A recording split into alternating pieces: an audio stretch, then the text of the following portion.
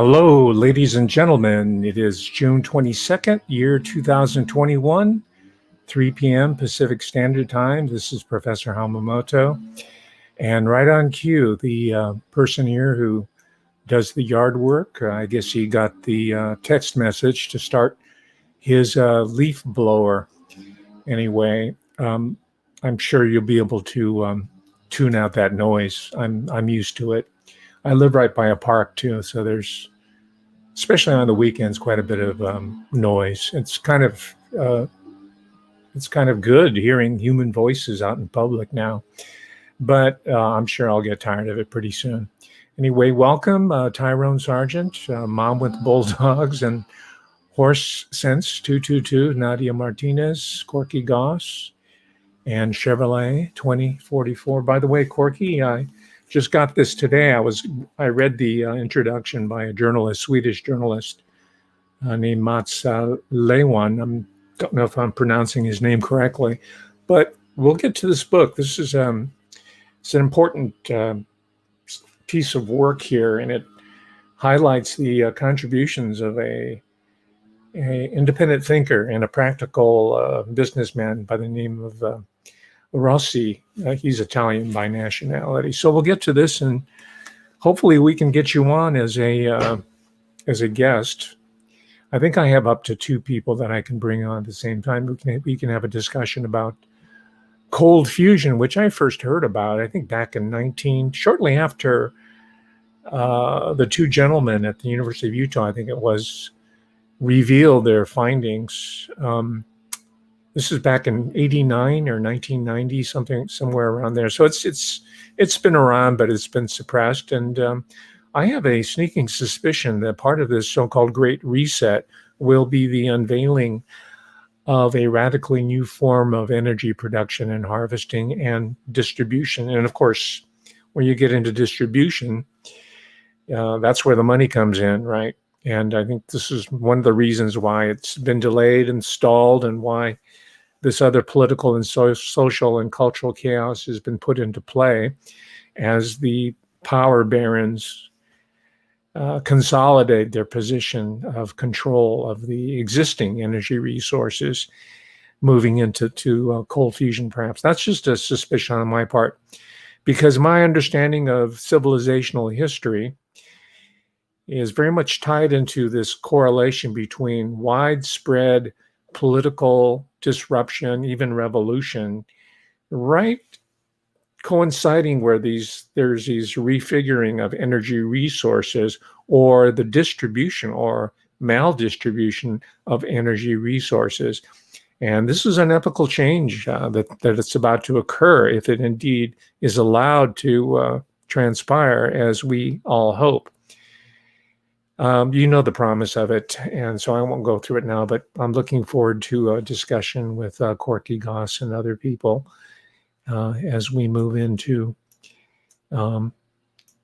new areas, new topics, hopefully not as dismal as the one that I'm going to be tackling today. And the title is Project Lab Rat. And I'm presenting this this complex that's built around mice and rats as being integral to the national security state, including intelligence entities, all the way up to the MI6 and Central Intelligence and whoever else is out there in other countries competing for this. Really, it's an energy resource as well, as if you want to consider it that way. So today I'm going to be doing some applied cultural forensics, so far as theory and methods concerned.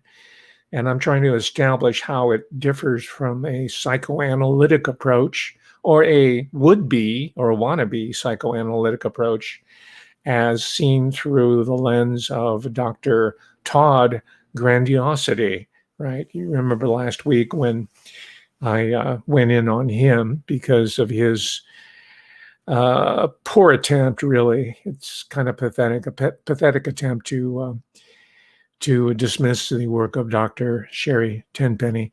So that's a pretty easy one to deal with, Dr. Todd Grande.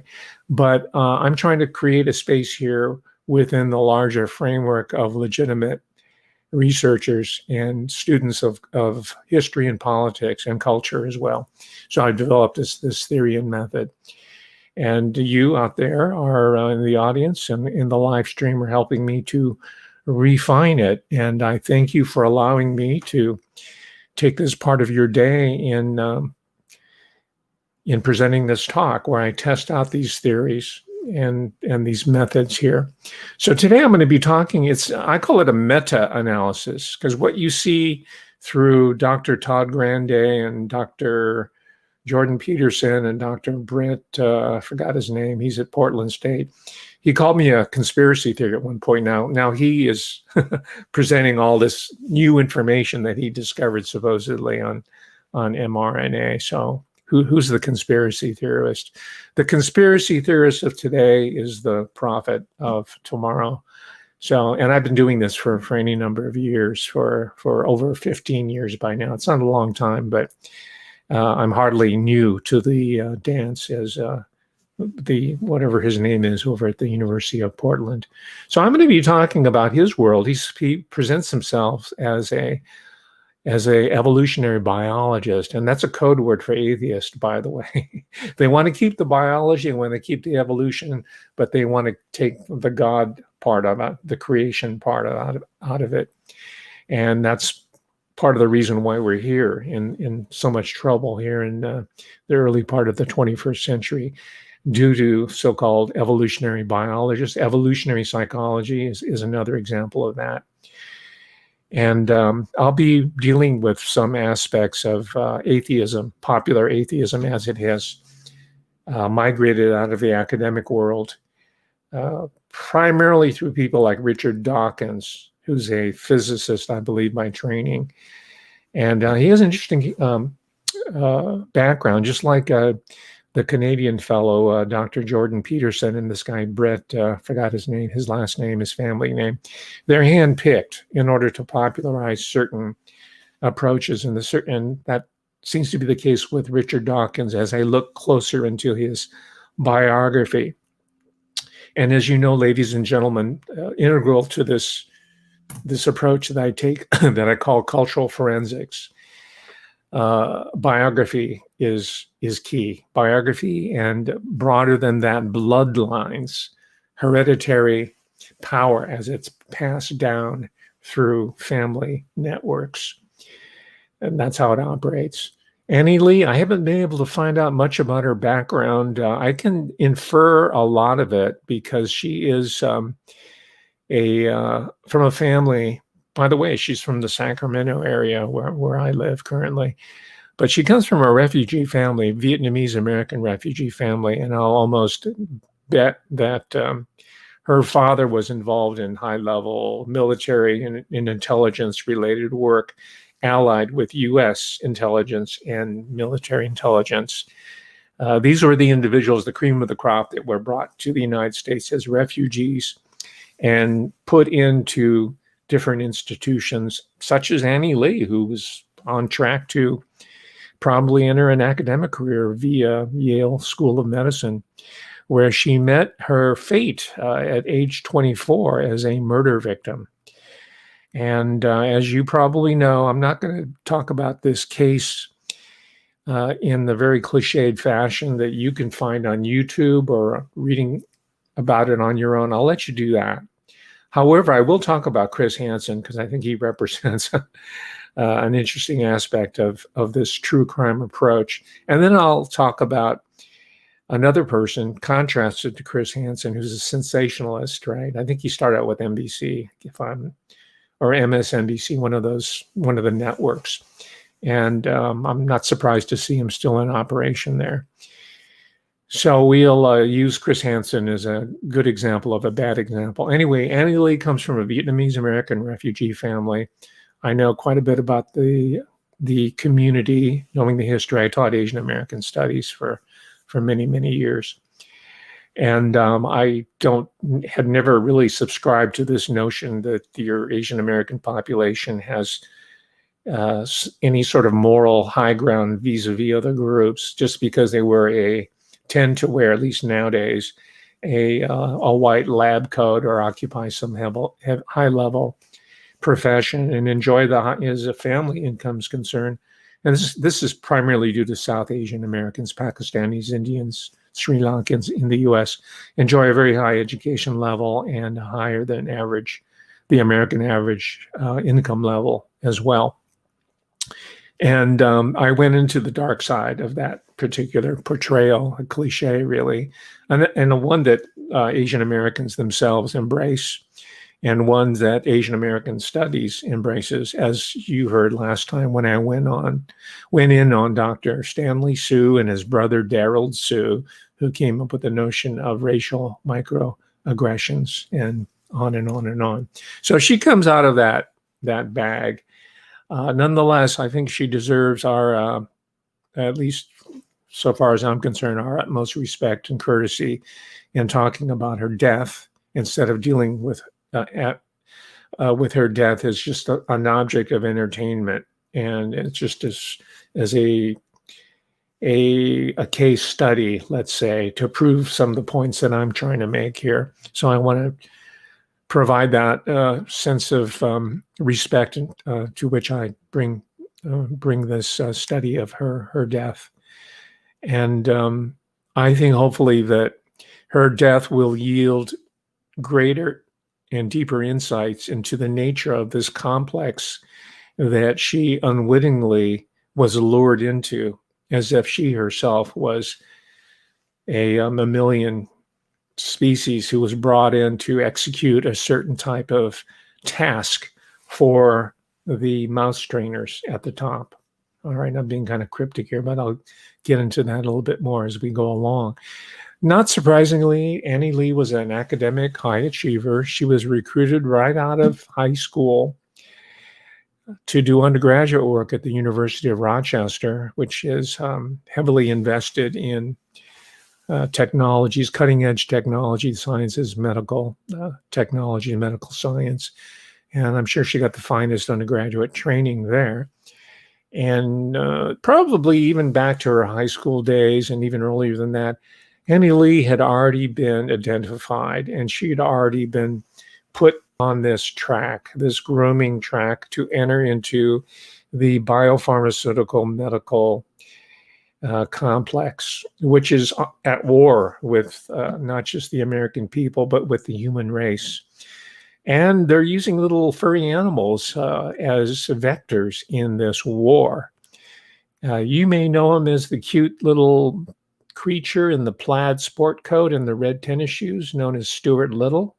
You know him as the kindly squeaky mouse with no pants, created by, or at least he takes credit for it, that comes under the umbrella of Walt Disney and so on.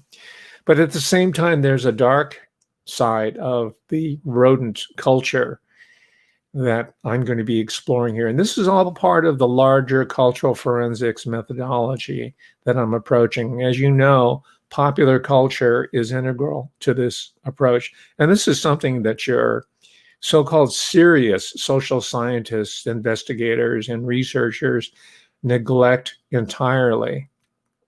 Even though there's a good prospect that they're much more adept at video gaming than I'll ever hope to be, right? But somehow it's beneath them, so they look past it and they think it's perhaps too trivial to include. Conversely, I see it as integral to our understanding of even a case like the murder of Annie Lee. So this reference to Walt Disney, Disneyland, Mickey Rat or Mickey Mouse, and to Stuart Little, and even the movie and the book, The Mysteries of Nim, right?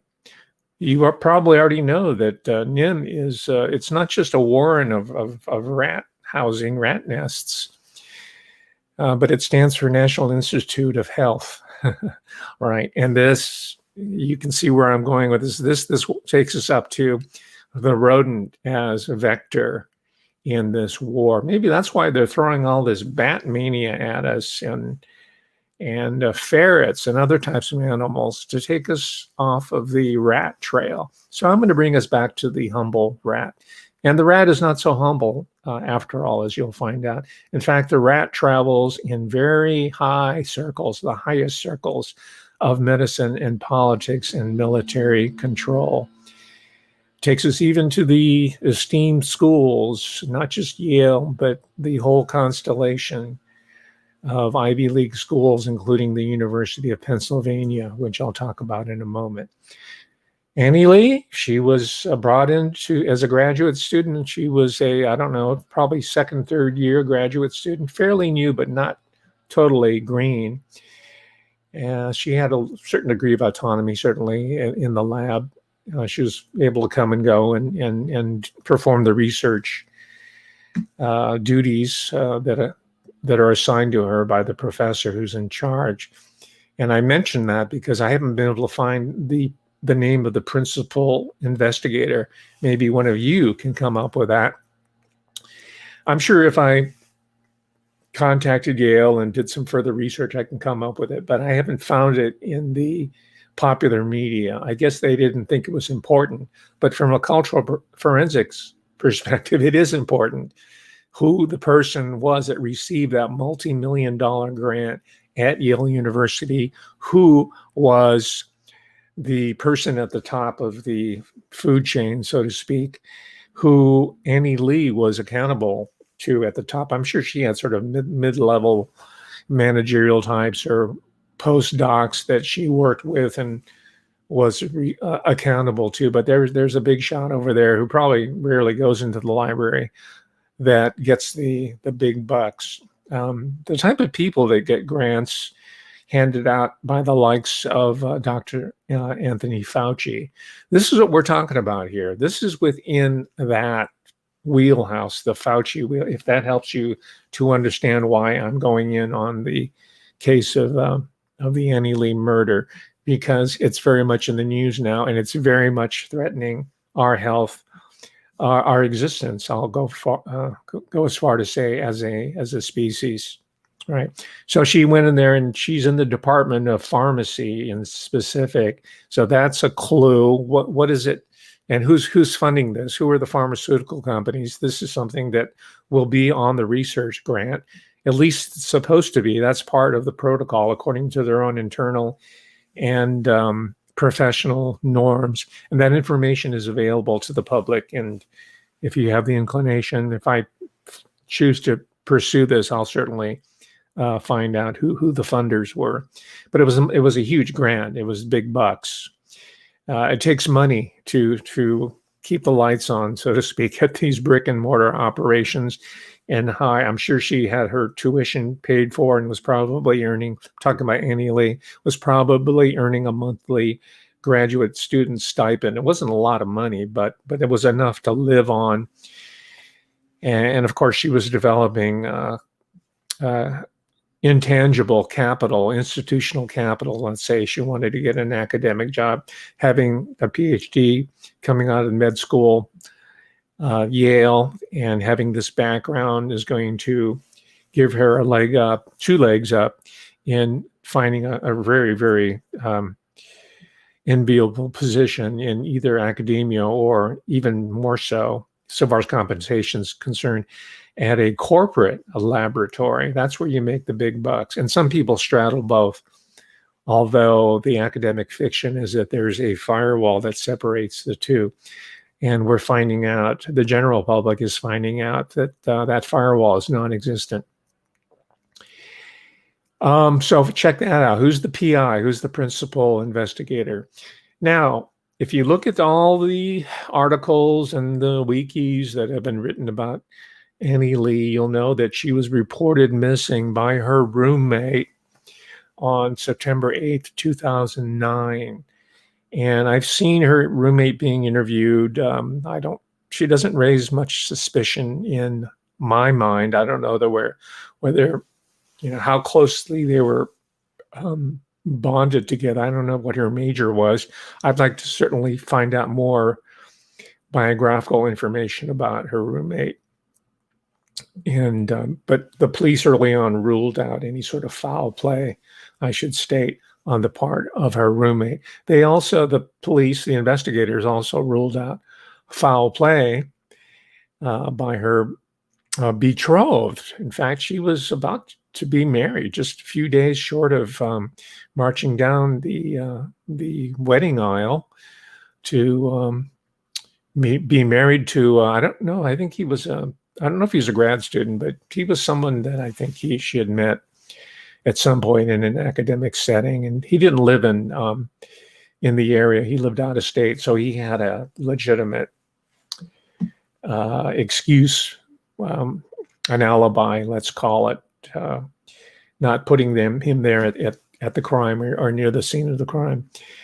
That, however, does not rule out the fact that he's complicit in some way. And I'll just leave it at that because, and I'm not even going to mention his name because he was cleared. And so far as we're concerned, we have to respect that. At least I do. But I will just tell you that this investigation is not over. It probably will continue. I mean, formally it is. It's been called to a halt and case closed. The perpetrator who was arrested was tried and convicted, but he had an interesting plea that he copped, which means that he didn't admit to the killing, but the evidence was so overwhelming that he probably would have been, the circumstantial evidence, so he copped a plea. So those are two anomalies right there. One is the fiance and the fact that they were about to be married in a few short days, and the weirdness. I guess in the legal profession, the judicial system, it's not uncommon, but for me, and I don't have to operate on those norms, and neither do you. So I don't. But for me, that raises some suspicion, and even some articles by journalists have noted the bizarre nature. If the evidence was the forensic evidence was so compelling, then why didn't they charge him with first-degree murder and pursue the prosecution on that basis? Well, there might be some reasons. One being that, as I will argue, as part of the overall cultural forensics framework, I will argue that investigations are not necessarily about investigations as you or I understand them. Investigations, I'm talking about official investigations, primarily police, law enforcement investigations, which includes forensics, criminalistics, not cultural forensics. That's where I'm feeling that 50% absence that they don't approach. All right. I'm claiming that investigations are also about to contain information, to contain speculation, to contain or deter anybody wanting to look further into these facts, these findings that supposedly are inviolate because some guy in a lab coat found some hairs or some DNA and subjected to analysis, and they build a case around that. And then they say, okay, case closed, right? My approach is the case is never closed. So I call that a strategy of containment, all right? Law enforcement agency investigations and judicial investigations, or even civilian investigations. There's an inherent strategy of containment that's involved in these cases.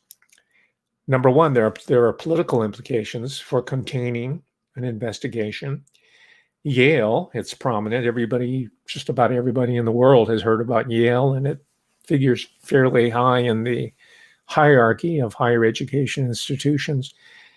But the political implications in this particular point, especially in a racially charged environment that's been artificially created by the university itself, ironically, certainly we're seeing the Biden administration, the Attorney General's office, and other corrupted institutions and offices whipping it up. But even back in 2009, there was a great deal of tension between Yale University and its related off-campus facilities out in the larger New Haven community. It's in a high crime area. It's in a very sketchy neighborhood, just kind of like USC, like Columbia. And I'm beginning to see there's a pattern there. I think these institutions probably prefer that. They do a good job of pretending that they're protecting students, staff, and faculty. But maybe it's not so much to protect students, staff, and faculty as to house them, as to put a sort of an invisible fence around their comings and goings, and also to make them thoroughly dependent on internal security systems, whether it's surveillance or patrols, but also intelligence type of security, because these police departments, you should understand, just because they're called campus police does not mean they don't have all the goodies that a major metropolitan police force has, including intelligence operations. All right. So it's in a high crime area. And just so that I don't get a strike here, I won't identify the racial and ethnic profile of the residents. By the way, many of whom work for the university. That's one way that I've observed this up close. The University of Southern California in particular makes a special effort to hire people from the immediate area, which is wise and smart, and it's good business. But they make a special effort to hire people from the community to work for the university. But even at that, they can't hire everybody. So part of their universe is criminals, the criminal underclass that surrounds these communities, like these university communities. So there's political implications, because if you talk about that, none of the reports I read, well, some of them allude to it, but they don't really dig into it because they're afraid of the political implications, the political repercussions. Some guy, some race pimp is going to come along and say, "Hey, listen, why are you always picking up on our people? Look at who killed Annie Lee. It wasn't a person from our group. It was person from the majority society. In fact, he was so mainstream, his name even had a 3 attached to it. He was not a junior, he was a 3rd, right? So that means he might be from an established family, and that might be another one of the political implications. What's his biography? What's his lineage? It's New England. Maybe his parents were graduates of Yale University or high-income donors to the institution. So I'm just trying to explain to you what are the motivations for investigations to be contained, and why we don't necessarily have to trust them or stop when they say so. There's also the court of public opinion. That is, a case like this will typically bring out so-called animal rights activists. And I say so-called because those are probably synthetic organizations. We know that by now, right? In order to control the opposition, create the opposition, right? I subscribe to that maxim, right? But there might be negative sentiment that might be generated by some animal rights group. I know at UC Davis, there was always some group that was protesting animal experimentation, especially in the California primate laboratory. But I was told by someone who I trusted, who was in the administration, that was just a front. It was a show to lull us into some kind of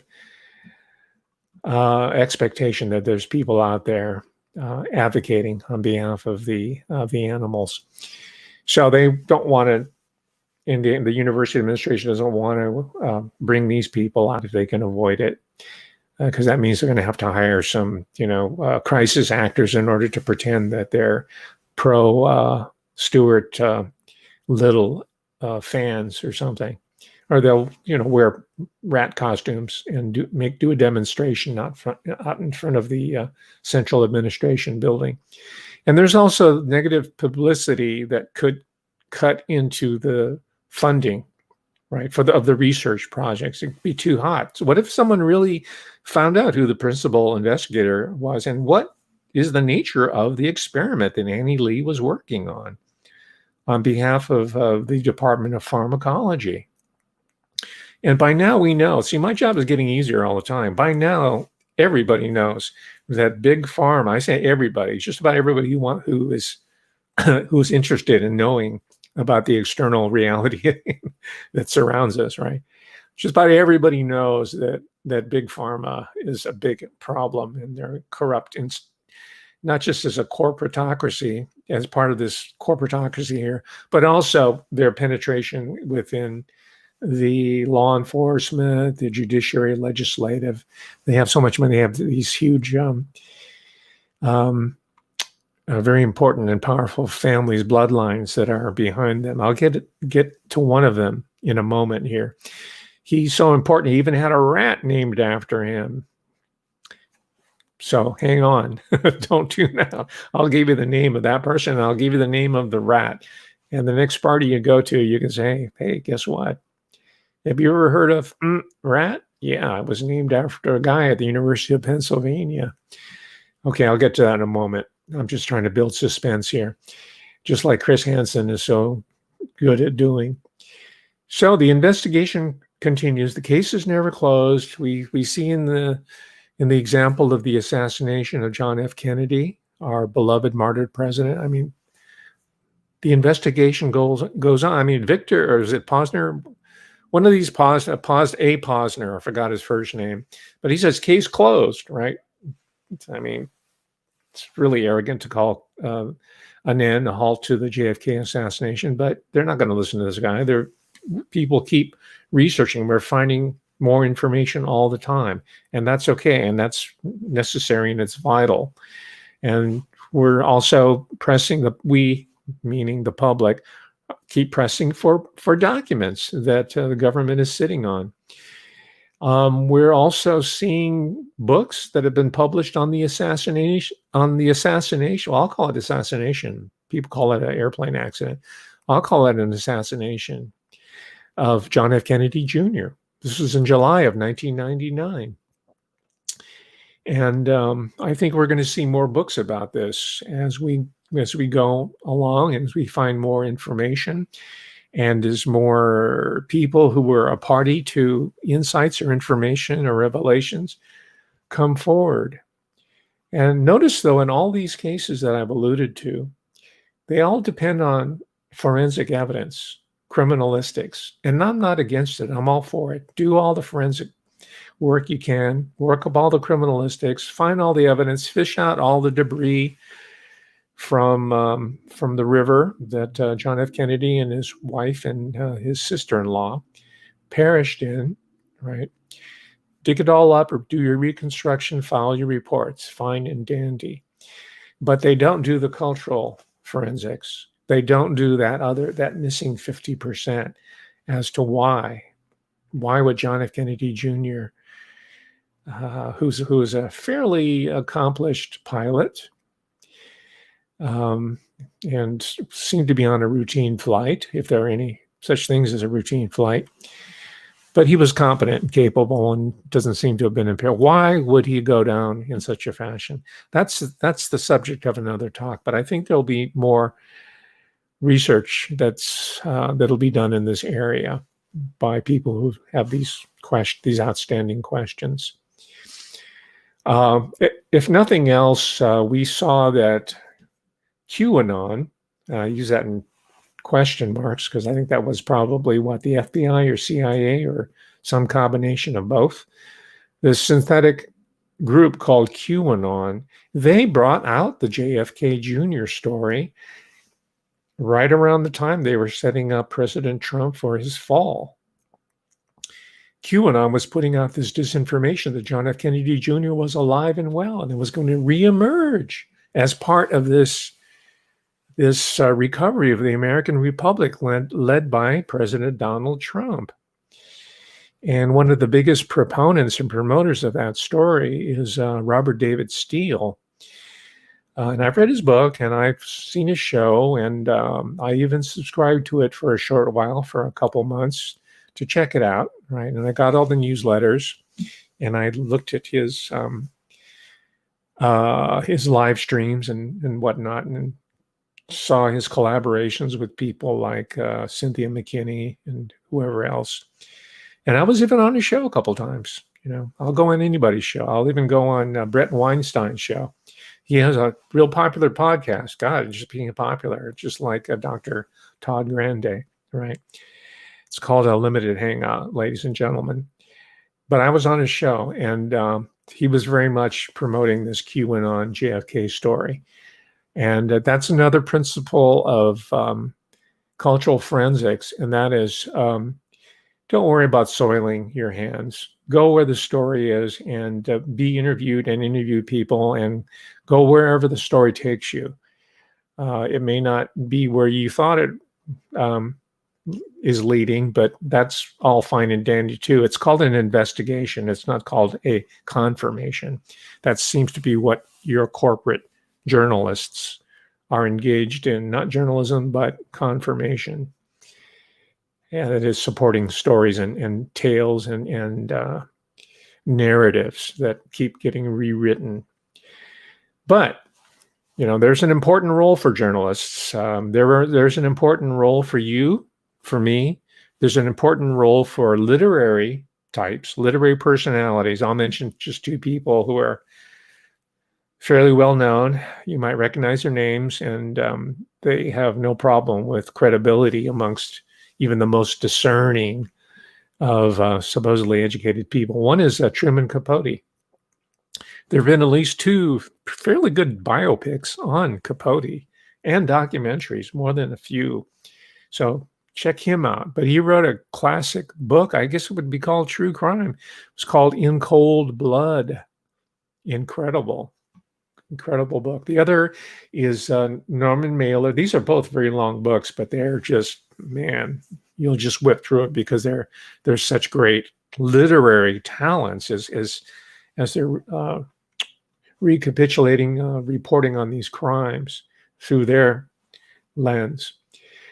And all lenses are distorted. Even the criminalistic lens is distorted. My lens is distorted, but I will admit to making corrections, right? I welcome corrections at every moment, whereas these other people say, no, the story's over, case closed.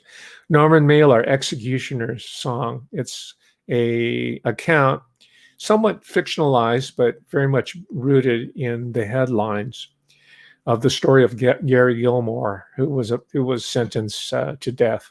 And this, by the way, ladies and gentlemen, is a long tradition.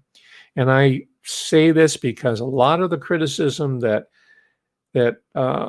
journalists get, especially if their conclusions or the questions they ask are not welcome, just saying, "Oh, you're writing fiction. You're just making this stuff up. You're a literary person. You're not a real journalist." But people like Charles Dickens were very much interested in what today is called true crime. I think he even ran a little broadsheet type operation, that is writing up stories and selling them cheaply, where they'd be posted at the local public house or the barber shop or some public place. Or if you're rich enough, you could pay buy one for yourself and share it with your neighbors. So he was involved in that, and he turned into the major literary figure that we know today, right? And this brings me, by the way, because this is part of this project with the Annie Lee murder is part of a larger project, as you might imagine. This brought me to a book by author here by the name of Judith Flanders. If you can't read it, the title is The Invention of Murder: How the Victorians Reveled in Death and Detection and Created Modern Crime. And this is published in 2014, relatively recent book. I've read part of it so far, and this is where I got the information about Charles Dickens and people like Arthur Conan Doyle, right? The person who created the Sherlock Holmes character, and Dr. Watson. That's what he's known for. But he was writing journalism. He was looking at Victorian crime. And I think he even wrote some short stories before he got into the Sherlock Holmes character. By the way, he was also a Freemason, so I'm sure he he heard a lot of inside information from his from his brothers, his Freemasonic brothers. Because I think maybe it's true even today, but I think the London police force, it's not a job requirement, but it's heavily staffed with people who are part of the Freemasonic Brotherhood. So he had the inside track on a lot of information. All right. The barriers to entry into forensic journalism and cultural forensics and this type of work are very, very low, because we see our friend Dr. Todd Grande as an example of someone who's just repeating some questionable psychologistic frameworks and then putting everybody through that little sausage machine. He grinds it out, right? He assesses them that way. And I'm just using him as just sort of a catch-all for all these other jokers out there that are doing this type of work. However, we should recognize the fact that there are legitimate journalists out there, far more than legitimate when you're talking about the corporate structure of journalism, that we can recognize. And one of them is Cheryl Atkinson. She's a good example of this. She was network level, and she has a specific academic training in journalism. She has a degree from the University of Florida in broadcast journalism, yet she chooses to work outside the corporate system. Thankfully, for our purpose, there are people like her out there. Just as a curiosity, I had just gotten this CD. It's called Johnny Tillotson 25 All-Time Greatest Hits. He was a late 50s, early 60s. He kind of got pushed out by the Beatles, but he was a teenage idol around the time of the Everly Brothers. In fact, they were from the same label, independent label called Cadence Records. But Johnny Tillotson was studying, guess what? He was studying journalism and communications at the University of Florida in 1958, while he was still recording these regional and even these national hits as a teen idol, right? So I thought that was an interesting connection. It has nothing to do with, well, it does, but because there's a lot of serendipity involved in cultural forensics, but it has little to do with the Annie Lee murder case. So let me move on because I'm running out of time already. So I'll start out with the experts so far as the Annie Lee case. And one of them is quite credible as a law enforcement person. She was a detective before she retired. She was with the New Haven Police Department, I believe. She was a detective. I don't know if she was the lead detective, but she was there. And she was one of the principal people that the sensation monger, the so-called journalist, Chris Hansen, was interviewing. But I don't hold that against Lisa Daddio. She was, by all accounts, and from what I can tell, a legitimate investigator. And by the way, I should tell you, I reached out to Lisa Daddio and I invited her to go on the show here, and we'd have a conversation about the Annie Lee case, and she wasn't interested. Right now, she is teaching at the University of New Haven. She retired from the police department at the rank of detective, and now she is enjoying an academic career. So I don't know whether that figured into her decision not to appear in a conversation or not, but I'm working on, your behalf and my behalf to bring the people here, and they'll start coming in eventually. And I had a correspondence because I asked, I said, well, Chris Hansen said that you wrote a book on the Annie Lee case, and I looked for it and I can't find it, Professor Daddio. And then she wrote back and said, oh, I didn't write the book. You're misinformed. Well, I got the information from Chris Hansen. But there is a book on this case, the Annie Lee murder.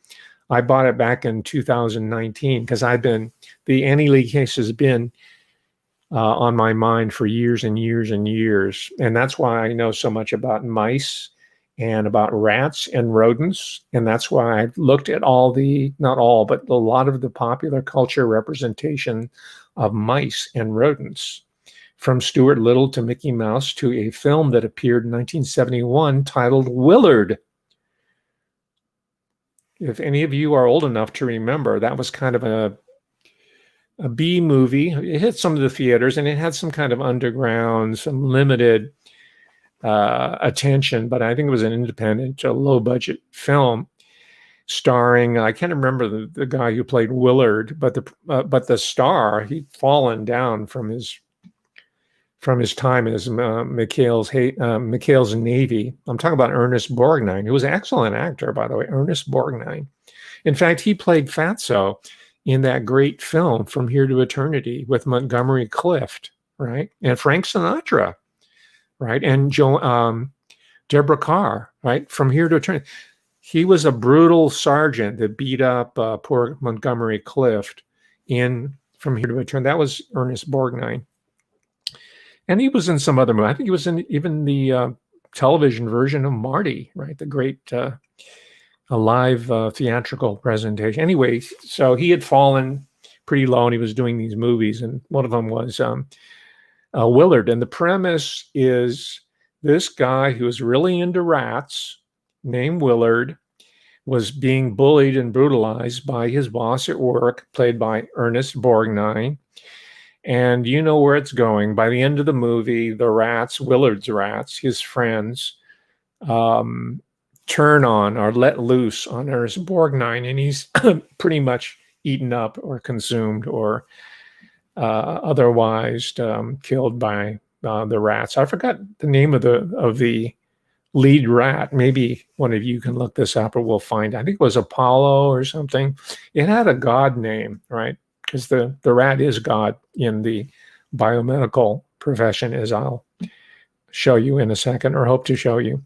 So that's Willard. And then, ladies and gentlemen, to top that, that was in 1971.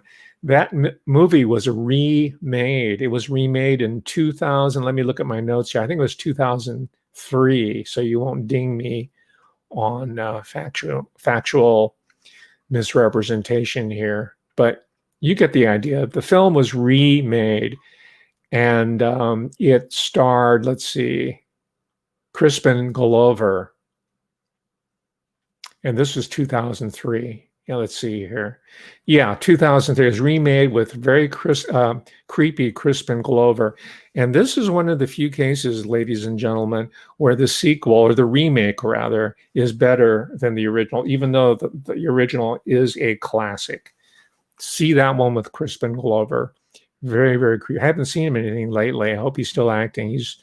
He's so good. You wonder if he's really like that. It's one of those cases. I don't know if I'm going to have time to talk about Flowers for Algernon, the short story that was later made into a movie called Charlie. I guess I am talking about it. And that movie was it's kind of a low budget film, and I've seen it recently. I couldn't find it on Netflix, so I had to order it through, I guess, eBay or something. Thanks to my patrons here, I'm able to get these resources. And it starred Cliff Robertson, and he'd been pretty much blackballed from Hollywood because he blew the whistle on a high-level executive for writing checks, pretending to send them to Cliff Robertson. He was, I don't know if he was prosecuted, but his career in Hollywood ended. And Cliff Robertson suffered as a consequence because he was trying to do the right thing. And also a great actress, Claire Bloom. She plays a social worker who's working with a retarded individual named Cliff Robertson, who wants to be quote unquote normal and not being mocked by his coworker and people and not condescended to and made fun of. So she enrolls him in this experimental treatment program involving mice, involving rats. Okay. And it works for a while, and then he starts regressing and becomes the original Charlie as he was. Now, what's interesting about this film, Charlie, is that in the end credits, I'll read it. It says, "The producers of Charlie gratefully acknowledges the assistance and cooperation of the following United States government agencies, private corporations, and institutions." And then it goes on to list them. So you see that Charlie / Flowers for Algernon was a psyop, right? A propaganda for this, what we now know as neuroscience, brain science that was in its infancy and that needed the public to look at it favorably. Oh, look what benefits it could possibly do if we just give the National Institute of Health unlimited funding through Congress, who are also paid off, right, through election support, let's call it, campaign dollars, as well as foreign governments. You know the story. We were in 2021. So that's another example where cultural forensics, looking back into the popular culture, helps us understand what has been done so far as gaining consensus, public support for this biomedical tyranny that we're experiencing today in 2021. You've got Charlie Foster Algernon, you've got, Stuart Little, as we've talked about, The Adventures of Nim, you've got Willard, and you've got, that's kind of a dystopian one. Now, we're also seeing, and this is why I want to know what project Annie Lee was working on, we're seeing that contemporary current researchers are very much interested in whether animals, non-human animals, have empathy, that is, have feeling, right? I don't suspect it's for humanitarian purposes. I think that the agenda is to figure out how to reprogram human beings to be absent of empathy. Right? It has nothing to do with taking care of animals, our animal friends. It has everything to do with further degrading our humanity through research. How do I know this? Well, part of the cultural forensics methodology takes me to academic journals, and I see an article in Trends in Cognitive Sciences dated 2012. This is cognitive science, ladies and gentlemen. This was Charlie was kind of getting us ready for back in the 70s. The title of this article is The Surprising Empathic Abilities of Rodents. I'm not making this up. He's at the Department of Psychology, and he's with the Allen Edwards Center for Research on Pain. He's at McGill University. Hey, wasn't Dr. Ewan Cameron from McGill University? Wow. Hey, as Sonny and Cher said, the beat goes on. I guess the more things change, the more they remain the same. Here's another, I'm running out of time. Here's another article by Yumi Saito. This is from the University of Tokyo. Talk about elite science, right? Internationally. This is in a journal, Behavioral Process, dated 2016. Okay, we're talking about empathy in rodents, right? Cognitive bias in rats evoked by ultrasonic vocalizations suggest emotional contagion. That is, the cries we hear from rats, she calls them ultrasonic vocalizations, I call them the cry of Stuart Little, suggests that they have an emotional component and that they can communicate them to other rats. She calls that emotional contagion. You might be familiar with that phrase, emotional contagion, with that. Was it Facebook? Was it Facebook or I think it was Facebook. They did their own little in-house emotional contagion experiment on the users of Butt Facebook, right? Mark Zuckerberg, right? Without informing anybody, they started putting dislikes or not responding to your little post there, and they were measuring how people were responding, and people felt, oh, no one likes me. And they found out that the emotional contagion network is alive and well, and that Facebook was a really, really useful and effective and practical and cheap tool in order to spread emotional contagion. So that's where that phrase, at least to my awareness, and this researcher here uses it in the case of rats. They can spread emotional contagion. And then I'll just limit myself to 3. This comes out of Behavioral Brain Research, another academic journal, 2019. This is titled, it's Stefan M. Brzezinski. And again, this is a global rollout of neuroscience, cognitive science. This whole mRNA stuff, with all due respects and non-respects, and really disrespect to Professor Brett Weinstein, the so-called evolutionary biologist, you're way behind the curve with the mRNA. You're way behind. That's old news, and you have no awareness of the of the end game, right? Because you're too afraid of being called a conspiracy theorist. Whereas, so far as I'm concerned, I embrace it. Call me that.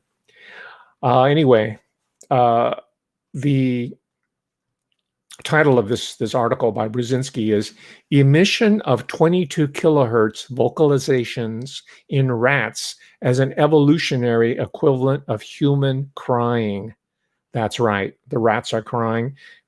Professor Brzezinski or Dr. Brzezinski measured it, right? He probably has a tone generator, 22 kilohertz. And by the way, ladies and gentlemen, I'm going to work up something on music and sound, right? Because it's really important to both our liberation and our oppression, right? It's a double-edged sword. And we want to go toward the liberation end, right? The subtitle is Relationship to Depression. So yeah, they're vocalizing, and apparently rats can be depressed. I never had a pet rat. I've had pet rodent. I had a pet rabbit. I have cats and dogs, and they do have an emotional life. And by the way, the person who I talked about last time, Professor Dr. Jeffrey Mason, who really went in on therapy and dismisses and said there's nothing that psychotherapy can offer humanity. He's into animal thought and research himself. I'm going to read some of the books that he's done in that area. I think that'll be quite fruitful. And sure enough, the so-called brain scientists and the cognitive scientists and the behavioral wonks have been able to measure this. So was Annie Lee doing this kind of work? I know she was working in the pharmaceutical department, but we have to find this out. And and before we run out of time here, I want to give you my. It's a hypothesis. It's not a theory. It's a hypothesis. But my working hypothesis is that hers was not a random killing. She was not murdered by some Willard type guy who raised rats. Yeah, by the way, she was killed, or at least the person who was arrested and convicted and is in prison now, was the guy who took care of the rodents in the lab that she worked in. They were co-workers. She was the graduate student researcher, and he was the guy that took care of the rodents. So when the story first hit, people were using this sort of Willard narrative in order to put him in a certain type of cage, so to speak, a cognitive or a perceptual cage for mass consumption. So by the time it came to trial, that we would pretty much have dismissed him as just kind of a weird guy who liked rats, preferred rats to human beings. He would rather kill another human being and brutalize her. She was also sexually assaulted. He would rather brutalize a fellow human being than to have any sort of harm befall his beloved rat creatures. And that's why I brought in this Willard and Flowers for Algernon and The Secrets of Nim and Stuart Little and all this other popular culture material, because this is what the mainstream media were trying to have us believe. And this is where they want to leave it, that this guy, I forgot his name, I didn't write it down as being important, but he's a third. He's not a junior, he's a third. He comes from probably a prominent family. He's behind bars now. My hypothesis is that poor Annie Lee must have found out something that was sensitive and could not be allowed to leave the laboratory. And as I've told you before, and I'm doing this whole series on collegiate Gothic, dealing with murder, killing, mayhem, and violence on university and college campuses. She's going to be one of the stories here, Annie Lee, or the story part of it will make it in there. It's going to be a podcast. As I told you before, that a lot of the murders that take place on these campuses, and I'm not saying that's true in this case, but I'm leaving it open and I'm presenting it as a hypothesis. A lot of them aren't random. A lot of them are targeted assassinations, targeted killings. And I'll be developing that theme more as we go deeper into not just cultural forensics, but also the collegiate Gothic story. Now, I promised you, ladies and gentlemen, at the outset that I would give you the name of the rat that was named after a prominent research scientist. It's called the Wistar rat. Wistar, Wistar rat. And there was a Caspar Wistar. He was the chair of the Department of Anatomy at the Ivy League University of Pennsylvania. When was it? Back in 1950? No, you're way off. He was the chair of the anatomy department at U Pennsylvania in 1808. That's 1808. That long ago, at the beginning of the 19th century. So we see this preoccupation with rat culture developing at the dawn of the entire laboratory biological revolution. It's also a revolution in energy. And who were there at the inception? You already know. You're watching this live stream. Yes, it's all about Rockefeller medicine.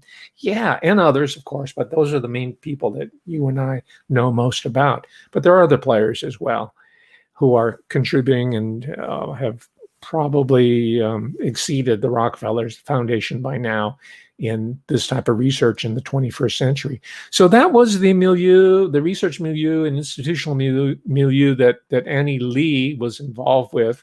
They had her on all the surveillance cameras, and despite that, they couldn't find her for 2 or 3 days, despite the fact that her body had been secreted into a plumber's little compartment. She had been shoved in there by whoever killed her. I'm not even saying the person in prison is the one doing it. And somehow they finally brought in I think it was a dog. See how smart animals are? He was able to I think track down the by that time partially decomposed or decomposing corpse of Annie Lee. It's a very, very grisly story, and the forensics are not very palatable. I mean, they're just very gruesome. So I'm not going to belabor that. You can read about it more if you like. My interest is that what is the meaning of these research institutions? I think there's a metaphysical meaning, and it's not godly metaphysics. It's not pro-human metaphysics. It's an evil metaphysics. It's a metaphysics of darkness. It's a metaphysics of exploitation, of suffering, and even human slavery that's built into the foundations of the university, whether it's medieval or the American Gothic university, right? This is collegiate Gothic. How do I know this? Because I practice cultural forensics. I'll leave you with this. This is my cultural forensics insight that ties it together for me. The laboratory in which the body of Annie Lee was discovered after 3 or 4 days of being, it was maybe, I might have got the days wrong, so don't ding me on that. It wasn't found right away. That's the point. The facility, the Yale University laboratory off campus, where Annie Lee's body was found, the closest intersection was that of Cedar Street. And I don't know what the symbology of cedars are. Could it be like cedars of Lebanon? It's, because trees and plants and flowers and fruit, like the blackberry, for example, or the orange, like the House of Orange on Nassau, they have a metaphysical meaning. They have a symbolic meaning, and cedar does too. So one of the cross streets was Cedar Street, and the other street in this, it's called Monk Crossroads, by the way. There's a sign, M-O-N-K, Monk Crossroads, as in monk, skull and bones type monk. Perhaps, I don't know. But the Cedar Street and the other cross street is Amistad Street. And you might remember the name Amistad from the movie. And the movie was about that historic event, right? Where the slaves were killed, and some of them, they were African slaves, and they were enslaved by people who helped to build Yale University. And I'm surprised that Antifa and Black Lives Matter and all the social justice warriors haven't called for the renaming of that street. Maybe after watching this show, they're going to call for it. They'll rename it. Maybe they'll call it, let's see, how about Fauci Boulevard? That would be a good one. All right, with that, ladies and gentlemen, that's my time. Thank you for spending this hour with me. We're going to continue the research. we're going to move onward and upward, and we're going to get to the bottom of all this this insanity. I'm sure of it. Thank you very much, ladies and gentlemen. We'll see you later. Bye.